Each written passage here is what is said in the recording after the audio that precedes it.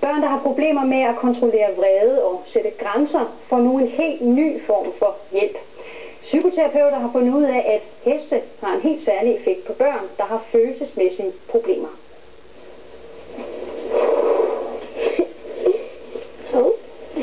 Ja, det var godt. Det ligner en helt normal ridetime. Det er det ikke. Natasha og andre børn kommer her for at få hjælp. Det kan være, at de har koncentrationsvanskeligheder, indlæringsvanskeligheder, følelsesmæssige problemer. Her der får vi mulighed for at nå ind til børnene af en anden vej. Og den går via hesten. Man kan lave øvelser om, hvordan man selv har det.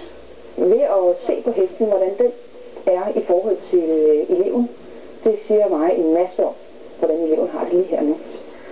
Natasha Dabelsten bor på et socialpædagogisk opholdssted. Her, sammen med hesten Chili, lærer hun blandt andet at sætte grænser og... Det kan være noget med at styre sin vrede, som man også selv har ønsket at arbejde med herude hos Dorte. Så prøver man altid sådan en der, sådan en her. Det beroliger hesten, det bruger den også selv. Det gør jeg altid, hvis jeg bliver irriteret, og så tager jeg altid en dyb indad og puster ud igen. Det kan hun bruge sin dagligdag i omgangen med de andre børn og unge. Hun bor sammen med og går i skole sammen med hendes familie. Rækker. Og så er der det med at sætte grænser for sig selv og andre. Ja. Hvad fik jeg til at stoppe der? Så du kunne mærke, at der var der en grænse? Jeg kan lære at finde min grænse, hvor jeg lige skal sige, nu holder jeg en pause og går lidt for mig selv.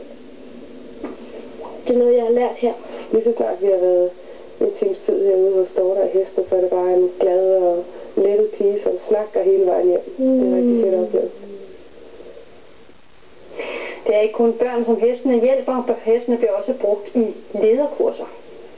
Og med det